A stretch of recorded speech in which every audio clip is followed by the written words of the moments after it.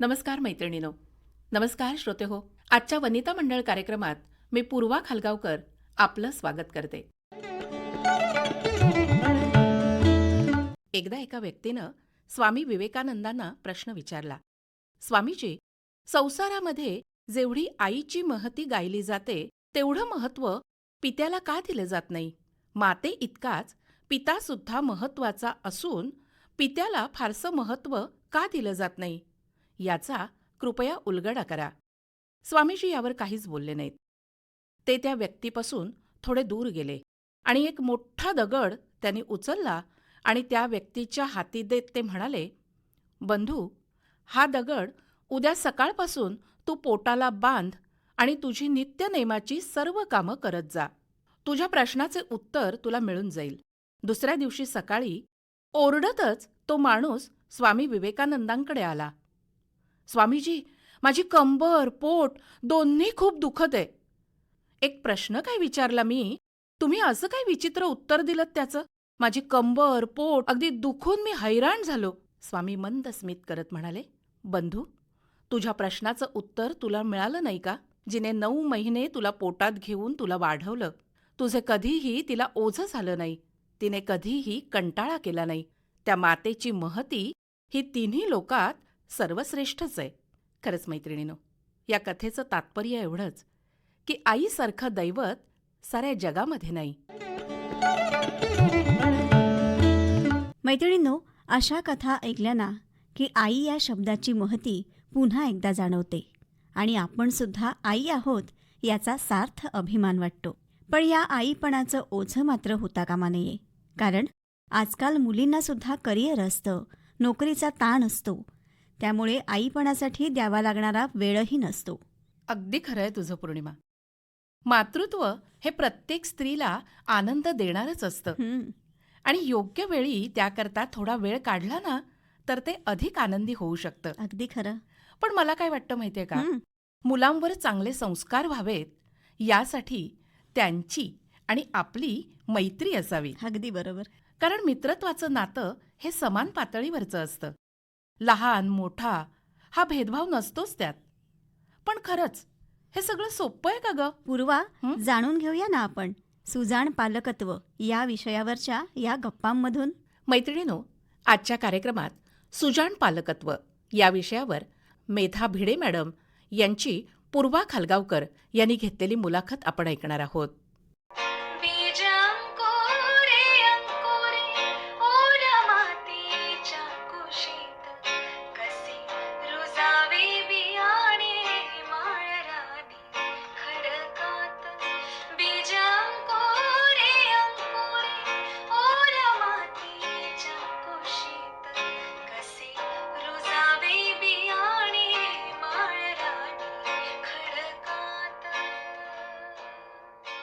श्रोते हो, या ओळी किती सार्थ आहेत ना. जमीन कशीही असली तरी त्यावर उगवणारा प्रत्येक अंकुर हा मनाला आनंद देणाराच असतो. घरात येणाऱ्या नवीन पाहुण्याचं स्वागत करायला घरातले सगळे आनंदित असतात. येणारं बाळ सुदृढ असावं याकरता घरातली ज्येष्ठ मंडळी आईच्या आवडीनिवडी जपत असतात. तिनं आनंदी राहावं याकरता सगळेच मदत करतात. काळ कितीही बदलला तरी माणसांमधली नाती, त्यांच्यातली आपुलकी, माया, ममता, प्रेम या भावना तशाच असतात आणि त्या जपायलाही हव्यात. कारण त्यावरच माणसाचं जीवन अवलंबून असतं. मोठेपणी येणाऱ्या अनेक संकटांना धीरानं सामोरं जाण्याची ताकद यातूनच निर्माण होते. विज्ञानाने दिलेल्या अनेक वस्तूंचा वापर करताना एका क्लिकने जगाशी संपर्क करणारे आपण सध्या आपल्या जवळच्याच माणसांना विसरत चाललोय का? खरंच मैत्रिणीनो, क्षणभर थांबून जर विचार केला ना तर जगातलं सगळ्यात पवित्र नातं म्हणजे आई आणि तिचं मूल यांचं. बाळाच्या शारीरिक काळजीबरोबरच त्याच्या वयाच्या वेगवेगळ्या टप्प्यांमध्ये बाळाबरोबर आईही नवनवीन गोष्टी शिकत असते. आपलं मूल हे सर्व गुणसंपन्न असावं असं वाटणं स्वाभाविक आहे. पण त्याकरता घरातल्या सगळ्याच सदस्यांनी त्याला समजून घेतलं पाहिजे. खरं तर ठरवून पण तरीही सहज चांगल्या गोष्टी त्याच्यासमोर मांडल्या तर तो आपल्या अनुकरणातून बरंच काही समजू शकेल आणि एक चांगला नागरिक नक्की बनू शकेल. पण या साऱ्याच गोष्टी कशा कराव्यात हे समजून घेण्याकरता आज आम्ही आमंत्रित केलंय मेधा भिडे मॅडमना. मॅडम, कार्यक्रमात आपलं स्वागत. Thank you very much. मुलं आणि पालक यांच्यातला संवाद कसा असावा याविषयी आज आपण भिडे मॅडमशी गप्पा मारणार आहोत. मॅडम, सुरुवातीला मला सांगा, पालकत्व निभावणं सोपं की कठीण?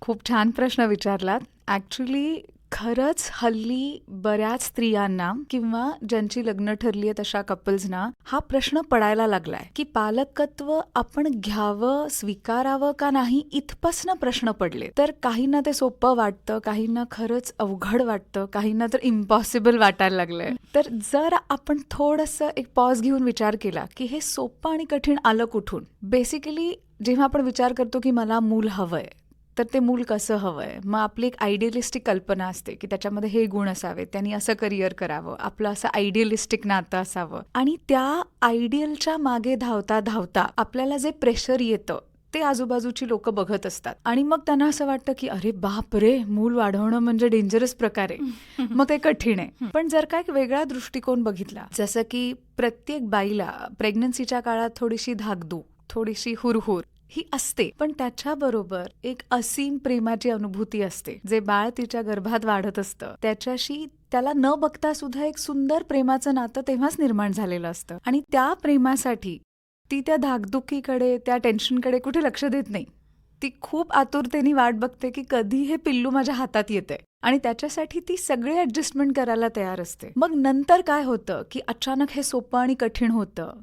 तर ती आपली आयडियलिस्टिक संकल्पना, आता चांगली विजन असायला पाहिजे का मुलासाठी, तर येस ऑफकोर्स पाहिजे.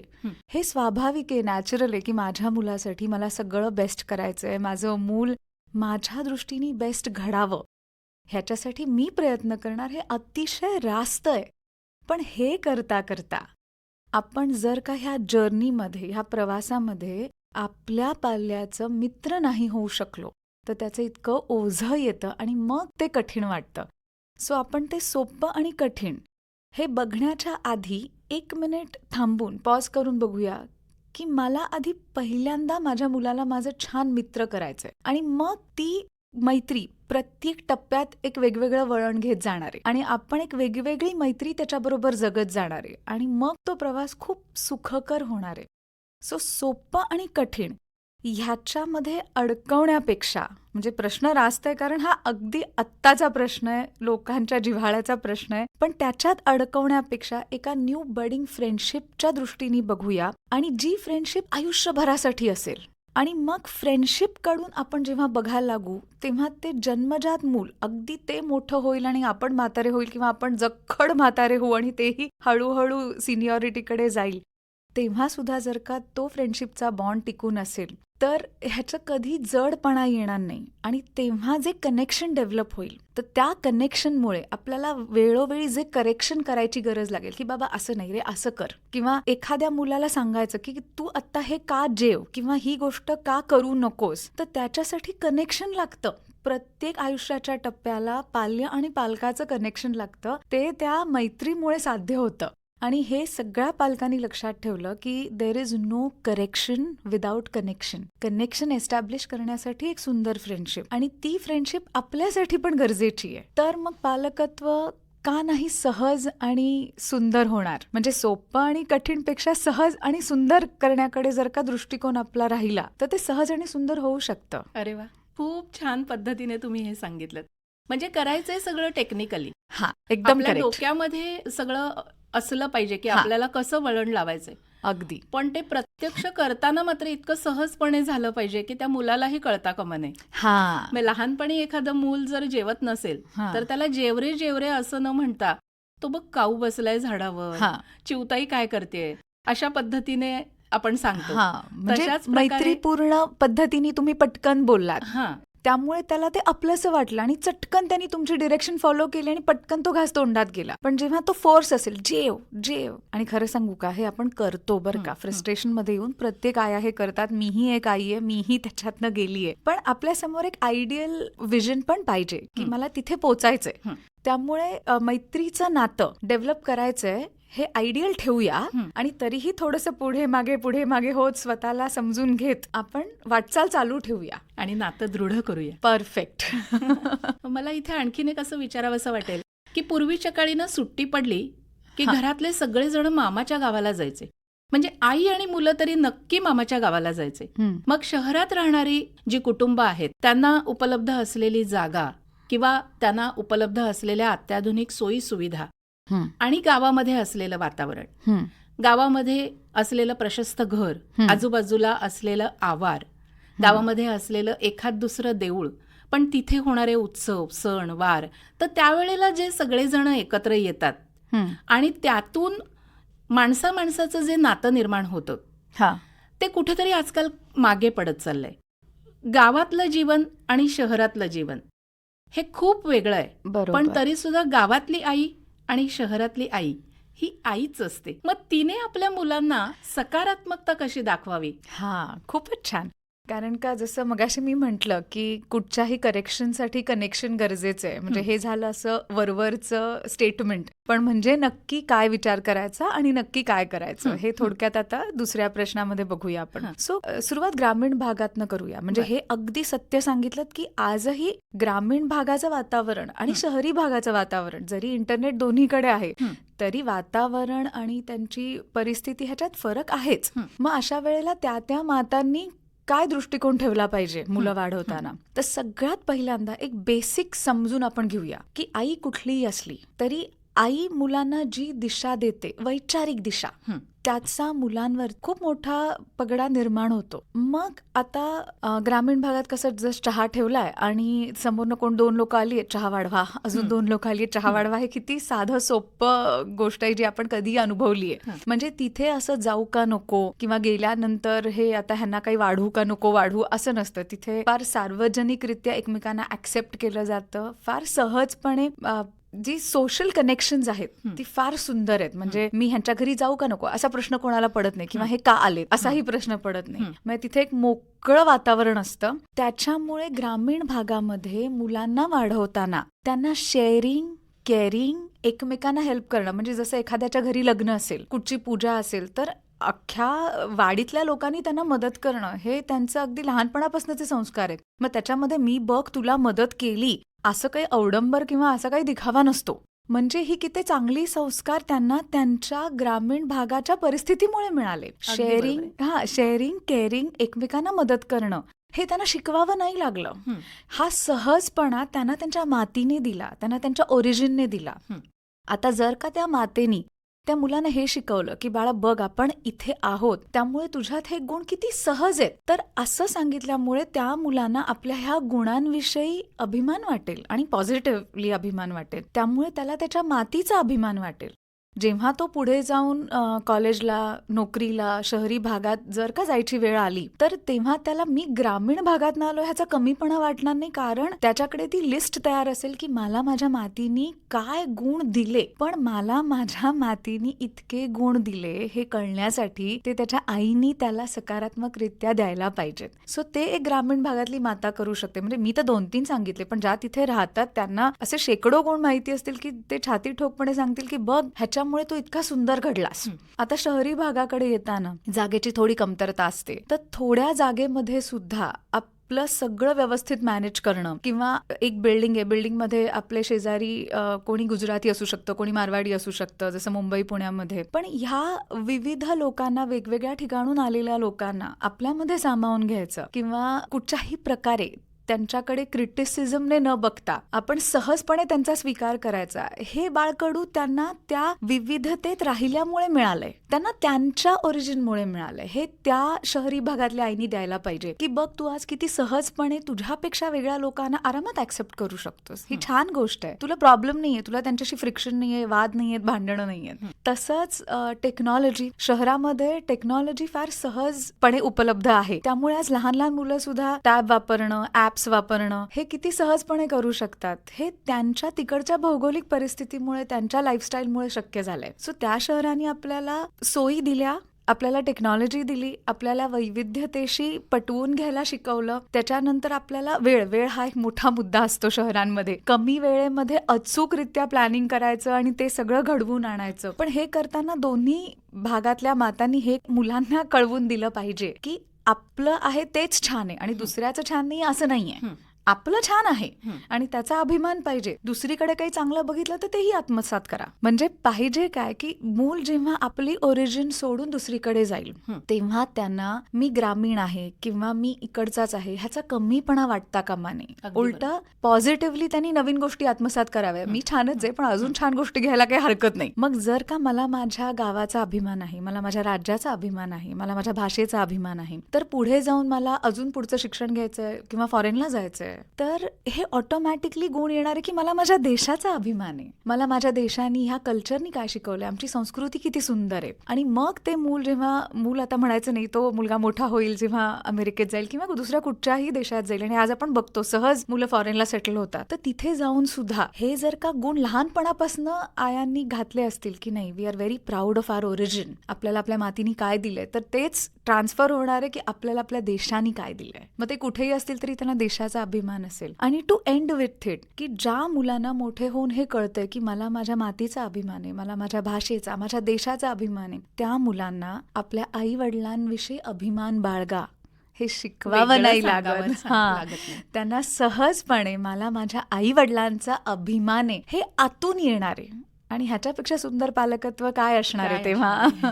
आणि खरोखरच मला वाटतं ही हा सर्वांगीण विकास आहे, त्याचा पूर्ण व्यक्तिमत्वाचा विकास होणार आहे की नुसतं शालेय जीवनात असणारा अभ्यास किंवा त्याला एखादा आवडणारा छंद याच्याच बरोबरीने तो माणूस म्हणून किती सजग आहे आणि आपल्या आजूबाजूचं त्याला किती भान आहे आणि तो सहज पद्धतीने जे आहे, जी जशी परिस्थिती आहे तशी स्वीकारायला तयार होतो, सक्षम होतो. पॉझिटिव्हली. अगदी करेक्ट, अगदी करेक्ट. प्रत्येक मूल हे एक स्वतंत्र आहे, त्याला स्वतःची अशी एक आयडेंटिटी आहे.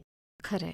आणि ती प्रत्येक घरातल्या इतर माणसांनी, म्हणजे आई वडील असोत, आजी आजोबा असोत, काका मामा किंवा त्यांची मोठी भावंड असोत, या सगळ्यांनीच हे आपण मान्य करायला हवं.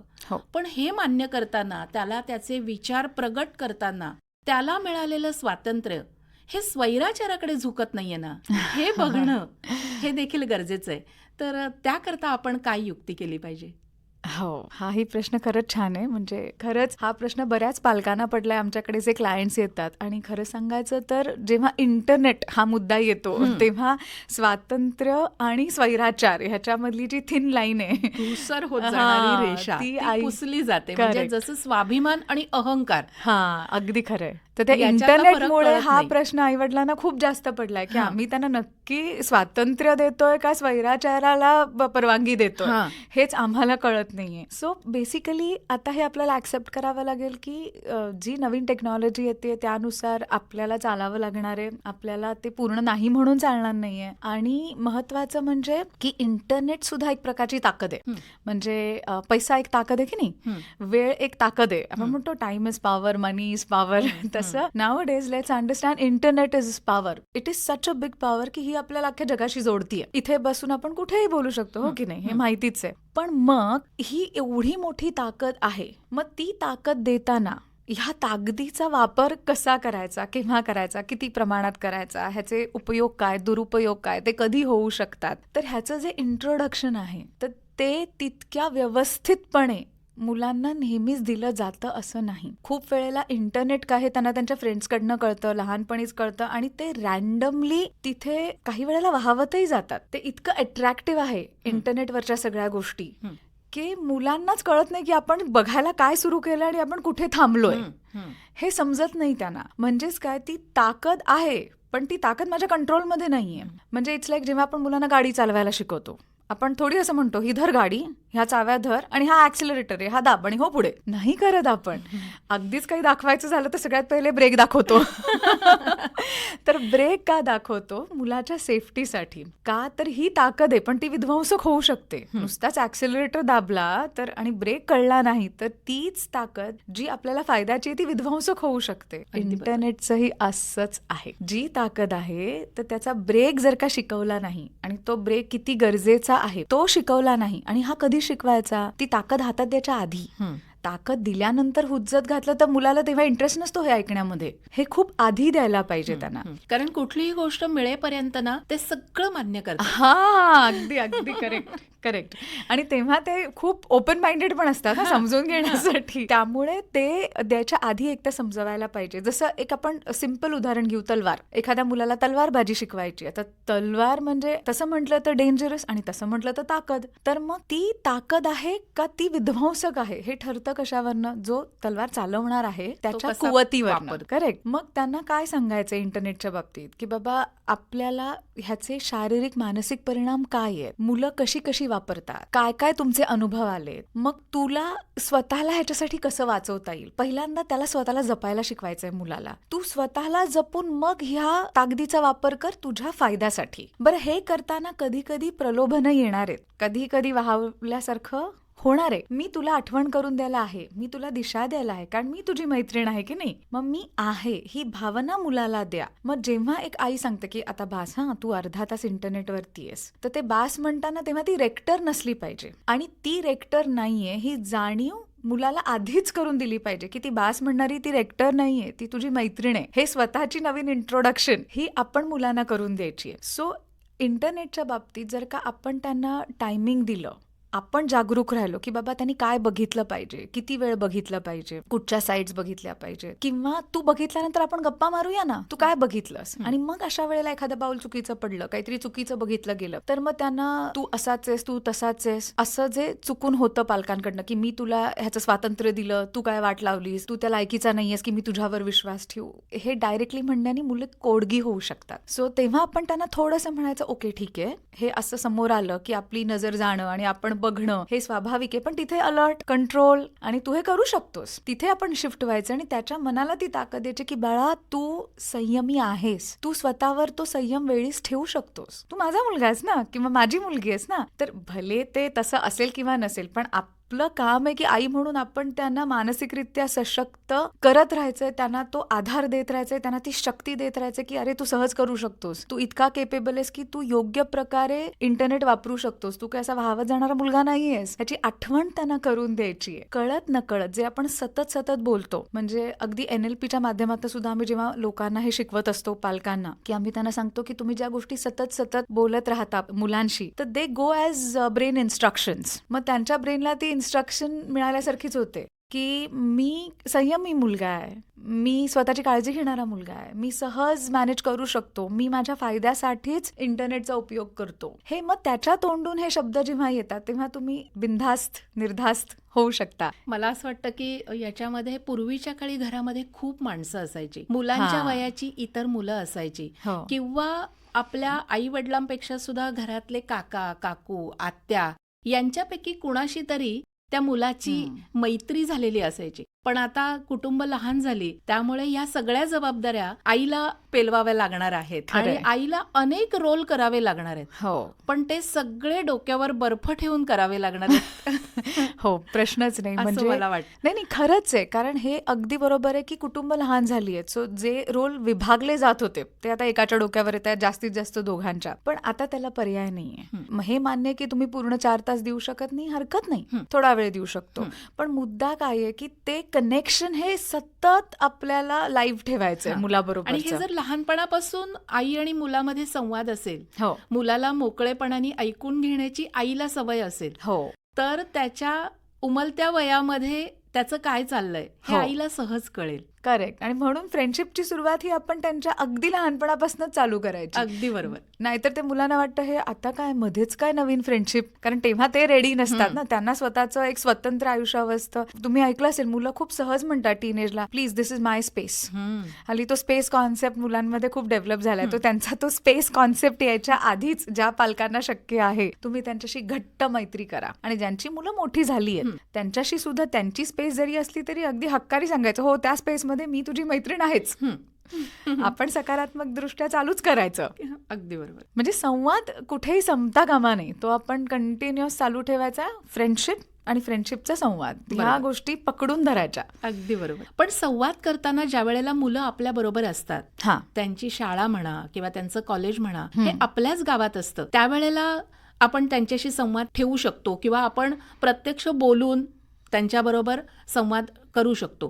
पण ज्या वेळेला बोर्डिंग स्कूलमध्ये म्हणा किंवा आपल्या घरापासून गावापासून लांब मुलं राहिला असतील, हो. शाळेत शिकणारी असतील किंवा महाविद्यालयीन असतील किंवा महाविद्यालयीन शिक्षण पूर्ण झाल्यानंतर पोस्ट ग्रॅज्युएशनसाठी ज्या हो, वेळेला मुलं हो. लांब जातात त्यावेळेला खरं तर आई वडिलांना एक थोडीशी अनामिक भीतीच असते असं म्हटलं तरी चालेल. पण त्यावेळेला त्यांच्याशी संवाद कसा ठेवायचा? हाही खूप छान प्रश्न आहे. म्हणजे खरंच छान प्रश्न आहे ते. कारण एकदम करेक्ट आहे. संवाद तर पाहिजे आणि प्रत्येक वेळेला प्रत्येकाचं मूल फिजिकली आपल्याबरोबर असतंच असं नाही, पण तरीही संवाद पाहिजे हे खरं आहे. मग आपण सुरुवात करूया बोर्डिंगला जी मुलं जातात. तर बोर्डिंगला जाणाऱ्या मुलं वेगवेगळ्या प्रकारे किंवा वेगवेगळ्या कारणांनी जातात हे आपण बघतो. म्हणजे आता बघा, एखादं मूल दंगा करतंय फार जास्त, तर मग आता थोडं व्रात्य आहे. हा तर तुला बोर्डिंगला घालतो म्हणजे जरा शिस्त येईल, हे एक कारण असू शकतं. कोणी खाण्यापिण्याच्या हेल्थच्या बाबतीत पर्टिक्युलर नाहीये, म्हणजे तू आता ऑपॉप जेव्हा तिकडे जाशील 5ला उठशील, रनिंगला तुला पिटाळतील आणि म्हणजे बरोबर तू फिटनेस विषयी परफेक्ट होशील. किंवा एखादं मूल आपल्या शेलमध्ये असतं, ते मिक्स होत नाही, तर तू तिकडे जाऊन मिक्स होशील. पण ही सगळी जरी कारणं असली तरी ती असतात प्रेमामुळे. ते काही आई वडील त्यांना धडा शिकवायला पाठवत नाही. भले रागात एखादी आई किंवा वडील म्हणू देत की तुला बघ बोर्डिंगलाच पाठवतो म्हणजे अक्कल येईल तुला किंवा आई वडिलांची किंमत कळेल, असंही होऊ शकतं. पण तरीही ही फॅक्टच आहे की त्याच्या मागे असीम प्रेम असतं. आणि मग जर का हे प्रेम आहे तर ते कुठेतरी व्यक्त व्हायला पाहिजे. कारण असं होता कामा नये की मूल बाहेर जाताना तो रॉंग नोटवर गेलाय की ह्यांना मी नको होतो किंवा ह्यांना मी वाईटच दिसतो, ह्यांना माझ्या दुर्गुणच दिसतात म्हणून ह्यांनी मला पाठवलं, असा गैरसमज मुलाचा झाला तर नाहीये ना. तर हे पहिले चेक करणं आणि ते त्या संवादातनं दुरुस्त करणं. किंवा एक तर जायच्या आधी तुम्ही हे दुरुस्त करा. अगदी मोकळेपणे बोला की बाळा, मी असं बोलले असेल तुला कधीतरी की तू असं करतो तसं करतो, पण खरं सांगू मला खूप टेन्शन येतं रे, तुझ्या हेल्थचं काय किंवा तुझ्या सोशल ऍक्टिव्हिटीजचं काय, जे काही आपलं कारण असेल ते, आणि म्हणून मी तुला पाठवतेय. माझ्यासाठी हे खूप जास्त कठीण आहे तुझ्यापेक्षा. माझं मूल जे मी माझ्या पोटात वाढवलंय त्याला अचानक माझ्यापासून लांब करणं, हे मी तुला शब्दात नाही सांगू शकत की माझ्यासाठी किती कठीण आहे. हे एक आई म्हणून व्यक्त करायला हरकत नाहीये. आणि खूप वेळेला हे राहून जातं, नाही राहून जातं बऱ्याच वेळेला. तर हे जर का व्यक्त केलं तर काही मुलं लगेच रिॲक्ट होतील पॉझिटिव्हली, काही मुलं रिॲक्ट पण होणार नाही. तो रागही असेल की मला का बोर्डिंगला तरी पण पाठवतेस, ते बोलणारही असं नाही. म्हणतात की प्रत्येक वेळेला मुलाला सांगायची काय गरज आहे की माझं तुझ्यावर प्रेम आहे म्हणून, पण म्हणजे आज ती गरज आहे असं मला वाटतं. हो, म्हणजे असं असतं ना, हे तर कळायलाच पाहिजे, हे तर गृहीतच आहे ना, प्रेम आहे म्हणून आहे. म्हणजे हो, हे सगळं खरं आहे की प्रेम आहे म्हणूनच हे सगळं चाललंय, पण पाहिजे, व्यक्त करायला पाहिजे. आणि त्याची सुरुवात आपण पहिल्यांदा मुलाला बोर्डिंगला पाठवताना रॉंग नोटवर जात नाहीये ना, इथपासनं केली पाहिजे. चुकून आपल्याला डाऊट आला की हा रॉंग नोटवर गेला, त्याच्या मनात कुठेतरी असं आहे की मला शिस्त लावण्यासाठी किंवा मला अद्दल घडवण्यासाठी किंवा माझ्यातले दुर्गुण दिसतात म्हणून रागानी वैतागून मला पाठवण्यात आलंय, तर असं जर का कुठे जाणवत असेल तुम्हाला तर ते पहिल्यांदा रेक्टिफाय करा, पहिले दुरुस्त करा. तुम्हाला समोरासमोर करता येत असेल तर करा, नाहीतर पत्र लिहून करा. कारण फोनवर नाही होणार 2 मिनिटात. पण अगदी मी खरं आणि सांगते, पत्र हा माध्यम मला वाटतं खूपच चांगला खूप आहे, कारण सुंदर ते आहे. कितीही वेळ वाचता येतं आपल्याला. एक्झॅक्टली. आणि मुलं खरंच ते जपून ठेवतात त्यांच्याकडे. अशी सुंदर पत्र लिहा मुलांना, जर का तुमची मुलं बोर्डिंगला असतील. तिथे एक नवीन नातं तयार होईल. ते कधी होप्स नाही सोडायचे नवीन फ्रेंडशिपचे, आणि ते होतात, कुठच्याही वयामध्ये होतात. लहान असतात तेव्हा सहज होतात, पण मोठेपणी होत नाही असं होतच नाही.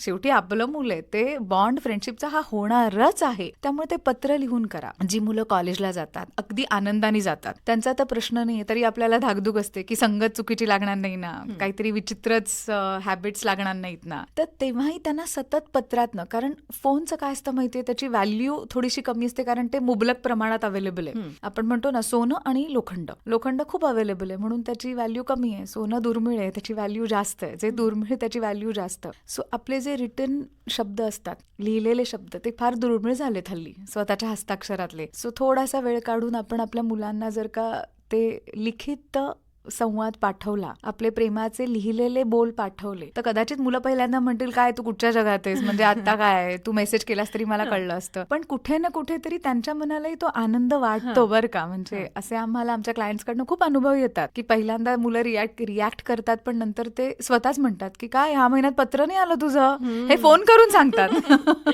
म्हणजे कुठे ना कुठे तेही वाट बघत असतात त्या पत्राची, आणि ही गोडी आपण त्यांना लावतो. आणि मग तो जो आनंद त्या पालकांना त्यांना मिळतो जो त्यांनी आधी अनुभवलेला नसतो, कारण आधी फ्रेंडशिप डेव्हलप झालेली नसते, तो फार सुंदर असतो. सो जरी मुलं तुमची शिक्षणाला बाहेर गेली किंवा अगदी नोकरीला परदेशी गेली आणि तिथे पत्र तुम्हाला नाही देता येते, काही हरकत नाही, ईमेल द्या, व्हॉइस नोट पाठवा. व्हॉइस नोट सुद्धा परत परत ऐकता येते, नाही का? व्हॉइस नोट पाठवा. त्याच्यामध्ये मुद्दा काय आहे की इम्पॉर्टंट हे की मोकळेपणे व्यक्त व्हा. कुठच्याही प्रकारचं भावनिक अवडंबर न करता की बघ तुझ्यासाठी मी किती खस्ता खाल्ल्या, तुझ्यासाठी मी किती सॅक्रिफायसेस केले, हे त्या मुलाला न ऐकवता एक सहजपणा येऊ दे त्याच्यामध्ये, की त्याच्यामध्ये काय संवाद साधायचा आहे, की अरे काय मजा आली, मला परवा तुझं लहानपण आठवलं, मला आपल्या दोघांचे संवाद आठवले, तू कसं छान बोलायचास. म्हणजे हो, कधी कधी मी खरंच दमून जायचे रे, कधी कधी चिडचिड पण व्हायची, पण तरीही सगळ्या चिडचिडीनंतर जेव्हा मी तुला जवळ घ्यायचे मला खूप मस्त वाटायचं. तुम्हाला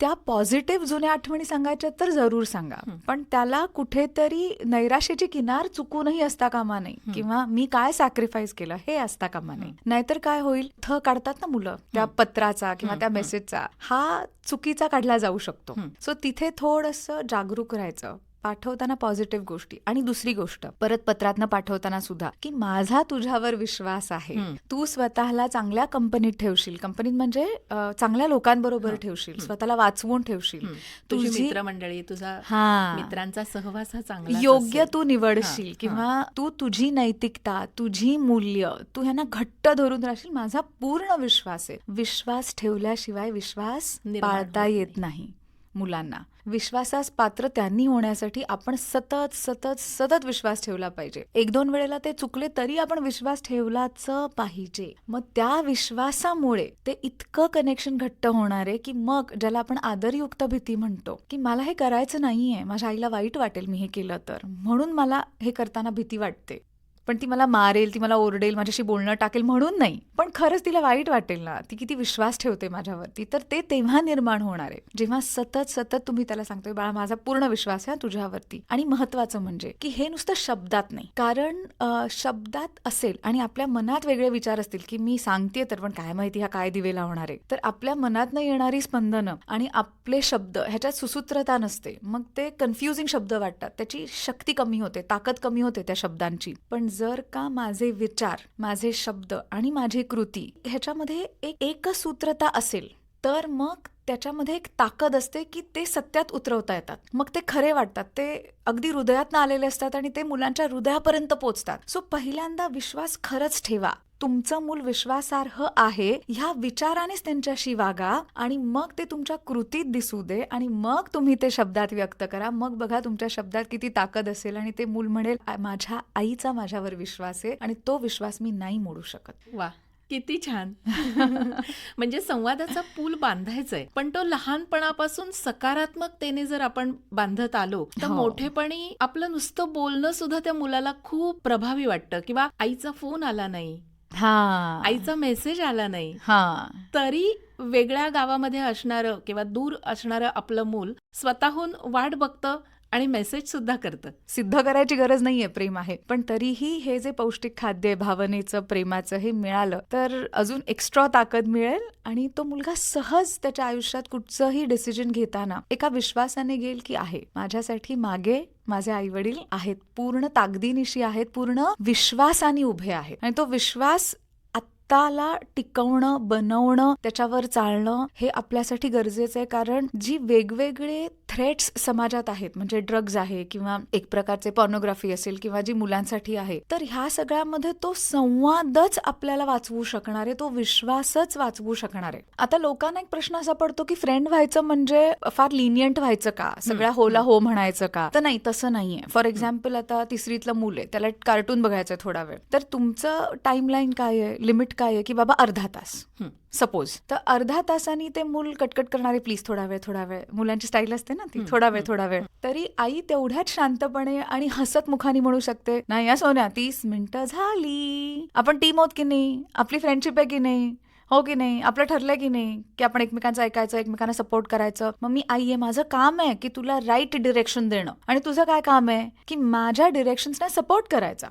म्हणजे आपण एकत्र बेस्ट टीम होणार आहे, हो की नाही? आणि बघ, तू आता असंच कंटिन्यू केलंस तर डोळ्यांना त्रास होऊ शकतो, तुझा वेळ वाया जाऊ शकतो. तू एक काम कर, हे सगळं फटाफट कम्प्लीट कर, मग आपण वेळ मिळालाच तर थोडंसं परत करूया. हाही एक पर्याय आहे आणि हाही एक पर्याय आहे की तुझं नेहमीच आहे, तुला कधीच थांबता येत नाही, कटकट करू नकोस. आता एक झालं आयडियल आणि एक झालं रियालिटी. मला हे समजू शकते मी की रियालिटी आणि आयडियल ह्याच्यामध्ये खूप तफावत असते, पण ठीक आहे ना, आपण रोज एक एक पाऊल पुढे नेऊया स्वतःला. आणि हे विसरायला नको. महत्वाचं म्हणजे की जसं आपलं मूल मोठं होतंय तसं मी आई म्हणून सुद्धा मोठी होतीये. कालच्या पेक्षा मी आज एक बेटर आई होतीये ना. सो काल माझ्या रिॲक्शन असतील ना विचित्र, काल मी चिडून मुलाशी बोलत असेल, हरकत नाही. आज मी परत प्रयत्न करणार आहे, नव्याने प्रयत्न करणार आहे की मी शांतपणे सांगणार आहे, परत समजावून सांगणार आहे. सो एक आदर्श ठेवूया आणि हळूहळू जी काही आपली रियालिटी असेल, प्रत्येक आईची जी तिची वैयक्तिक रियालिटी असेल, तिकडनं त्या आदर्श मातृत्वाकडे जाण्याचा रोज एक प्रयत्न करूया. किती छान. म्हणजे खूप वेळ द्या मुलांना असं नाहीये, जो वेळ द्याल तो मात्र क्वालिटी असला पाहिजे, तुम्ही पूर्णपणे त्यांचे असले पाहिजेत. रोजचं जीवन जगत असताना आयांना अशा काही टिप द्याल का तुम्ही, की ज्या वर्किंग वुमन आहेत त्यांच्याकडे खूप वेळ नसतो. करेक्ट. मुलं घरी आल्यानंतर कदाचित त्या घरात नसतीलही. हो. कारण स्वाभाविक असं शाळेतून घरी आलं की मुलांना सगळं सांगायची सवय असते, पण त्यावेळेला जर घरी कोणी उपलब्ध नसेल, त्यांच्या आयुष्यात काय चाललंय किंवा त्यांच्या मनात काय आहे हे समजून घेण्याकरता आजच्या आई वडिलांनी काय काय क्लुप्त्या केल्या पाहिजेत असं तुम्हाला वाटतं? हो, व्हेरी रिअलिस्टिक क्वेश्चन.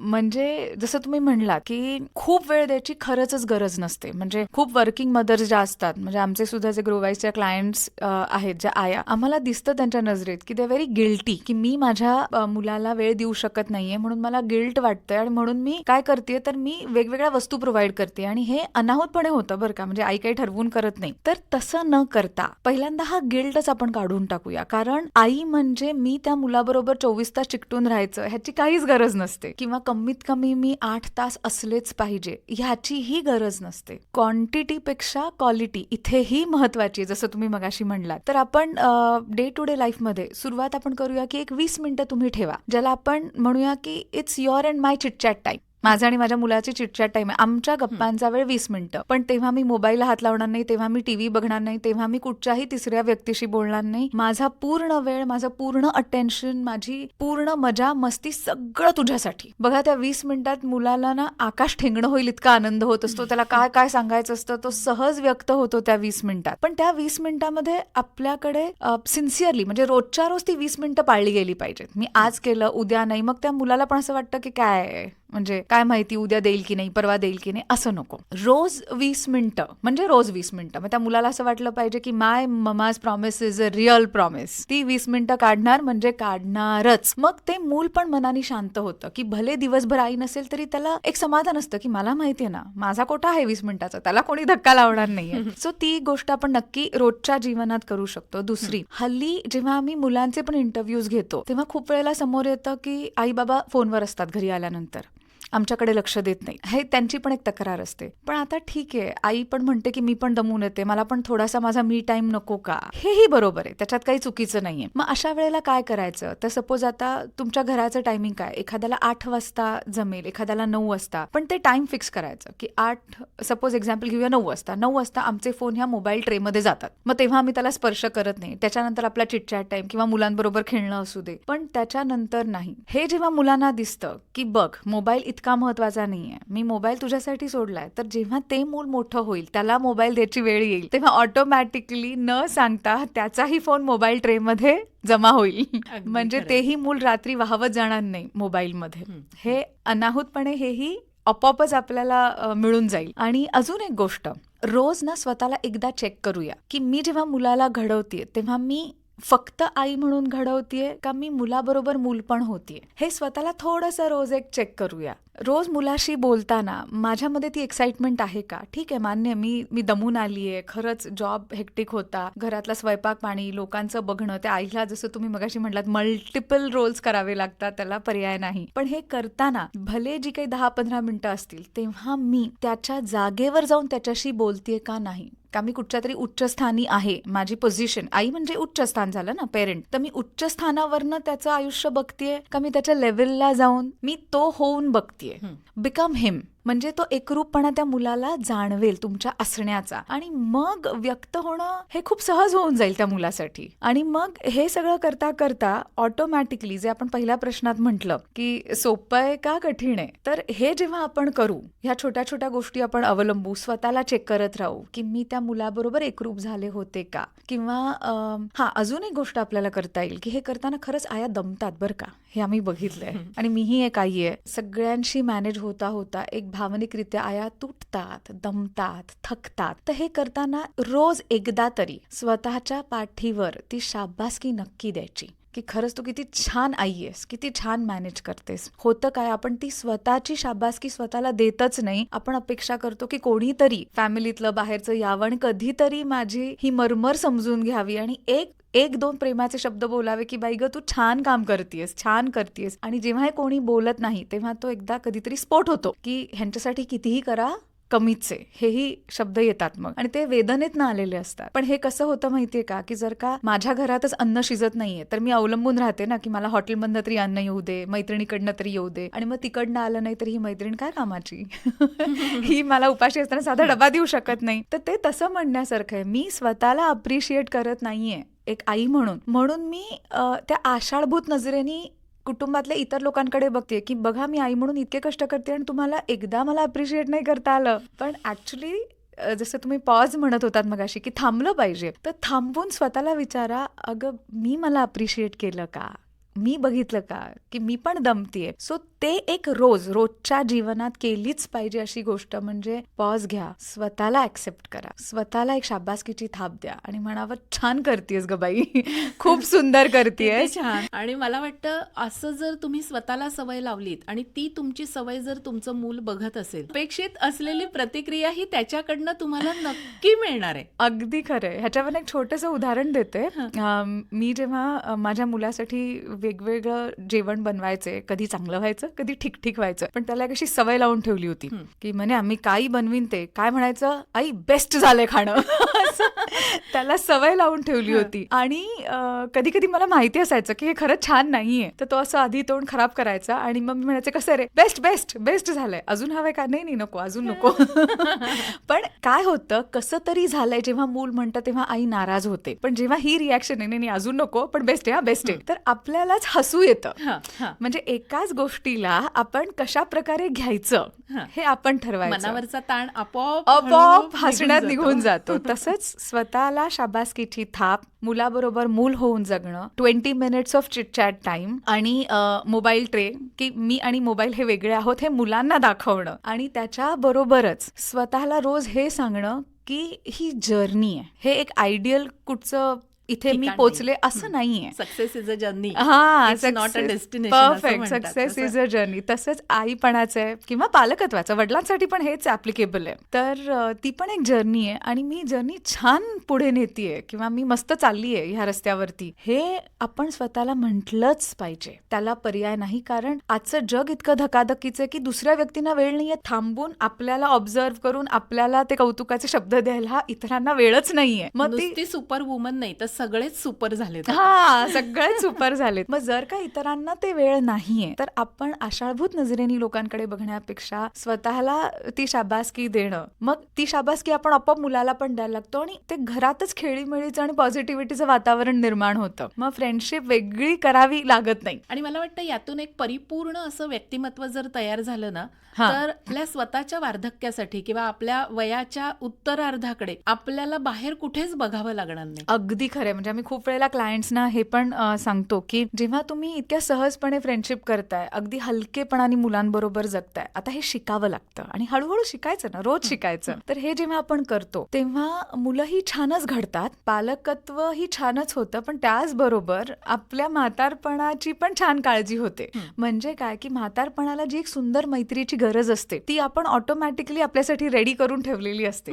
सो पालकत्व हे फक्त आपण त्या मुलासाठी करत नाहीये, तर आपण हे समजून घ्यायला पाहिजे की मी माझ्यासाठी करतेय, दिस इज माय पर्सनल इन्व्हेस्टमेंट. की आपण ते अजून हिमतीने करतो, नैराश्याने करत नाही की ह्याच्यासाठी केलं सगळं वाया गेलं. नाही, मी माझ्यासाठी पण केलं. आणि मग जेव्हा आपण एखाद्या मुलाला म्हणतो की अशीही उदाहरणं असतात, तुम्ही पण बघितली असतील, की मूल जेव्हा गदगद होऊन अगदी आनंदाने म्हणतं की नाही माझ्या आईनी माझ्यासाठी खूप काही वेचलं, खूप काही सॅक्रिफाईस केलं आणि तेव्हा आई जर का ती अतिशय सकारात्मक आणि पॉझिटिव्ह आणि असं म्हणतात ना असे भारी पर्सनॅलिटीची असेल तर ती सहज हे म्हणू शकेल तेव्हा की अरे नाही रे तुझ्यासाठी नाही केलं, मी माझ्यासाठी केलं. तर ते म्हणजे आपलं जे मूलतत्व आहे की त्यागात प्रेम आहे. हा त्यागात प्रेम आहे की ते मी तुझ्यासाठी केलं हा दिखावा तर नाही, हे मनात सुद्धा आलेलं नाही कुठे. पण अशा वेळेला त्या आईविषयी त्या मुलाला किती जास्त सुंदर भावना असतील. खूपच छान. म्हणजे खरं तर हे आयडियालॉजी वाटतंय, पण आज इंटरनेटच्या युगात हे करणं गरजेचं आहे. आणि करू शकतो. रोज शकतो. एक एक स्टेप घेऊया. फक्त स्वतःवर प्रेशर दडपण नाही घ्यायचं की मला उद्याच तिथे पोचायचंय. कोणीच नाही उद्या पोचू शकत. रोज एक एक पाऊल चालूया ना आपण आणि आपण सगळे एकमेकांना हेल्प करूया. काही हरकत नाही, कारण आपण सगळे त्या इश्यूज मधनं जातोय, सगळ्यांना सेमच प्रॉब्लेम्स आहेत. त्यामुळे आपण रोज एक पाऊल पुढे, बस एवढंच फक्त गोल ठेवूया की मी कालपेक्षा आज जी आई आहे ती जास्त छान आहे. किती छान. खरंच मैत्रिणीनो, आई होताना घरातल्या ज्येष्ठ मंडळींनी दिलेले अनेक मोलाचे सल्ले, प्रत्यक्ष बाळाबरोबर वेळ घालवताना त्यांची मित्रमैत्रीण होऊन त्यांना आणि आपल्यालाही आनंद मिळवता येतो. पण काळाबरोबर आईच्या जबाबदाऱ्या वाढल्या आहेत. त्यात एकत्र कुटुंबातून विभक्त कुटुंबात माणसांची संख्याही कमी झाली आहे. मॅडम, आज तुम्ही आमच्या मैत्रिणींना पालकत्व किती सहज आणि सुंदर होऊ शकतं हे सोप्या भाषेत समजवलं, त्याबद्दल तुमचे आभार. Thank you very much.